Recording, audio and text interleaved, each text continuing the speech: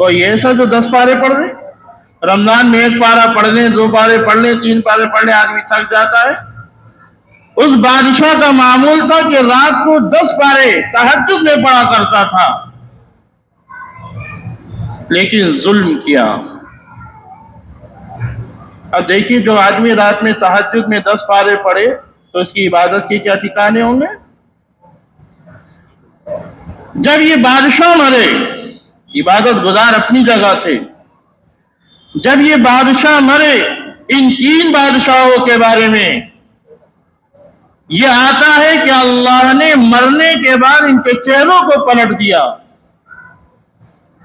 اللہ کو یہ گوارا نہیں ہوا کہ ان کا چہرہ قبلے کی طرف ہو جائے، قبلے سے پھیر دیا۔ اور سلیمان جو بادشاہ گزرا ہے اس کے بارے میں تو یہ آتا تھا کہ جب جنازے کے قبر کے قریب اس کی میت کو، لاش کو رکھا گیا تو اس کی لاش ہلنے لگی۔ لوگوں نے کہا، اس کے بیٹوں نے کہ ابھی تو زندہ ہے۔ حضرت عمر بن عبدالعزیز نے فرمایا، زندہ نہیں بلکہ اللہ کا عذاب ابھی سے شروع ہو گیا۔ یہ کون لوگ تھے؟ یہ وہ بادشاہ تھے، نماز کے پابند، روزوں کے پابند، حج کے پابند، لیکن ظلم کیا کرتے تھے۔ اللہ کو ظلم برداشت نہیں۔ خیر الذین یجتنبون کبائر الاسم، ہر بندے کو چاہیے کہ وہ بڑا گناہ ہو یا چھوٹا گناہ ہو بچنا چاہیے۔ اور 3 اہم چیزیں ہیں اس میں۔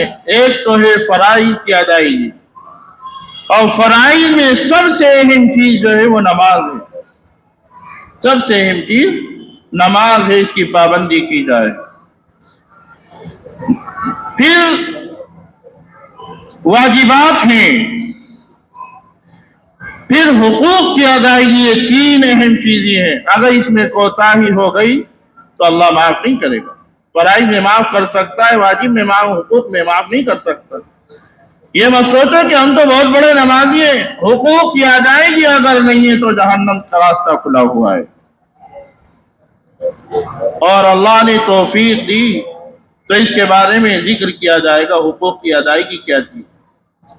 اللہ تعالی ہم سب کو عمل کی توفیق عطا فرمائے، شریعت مطہرہ پر چلنے کی توفیق عطا فرمائے، بڑے چھوٹے گناہوں سے بچنے کی توفیق عطا فرمائے۔ وآخر دعوانا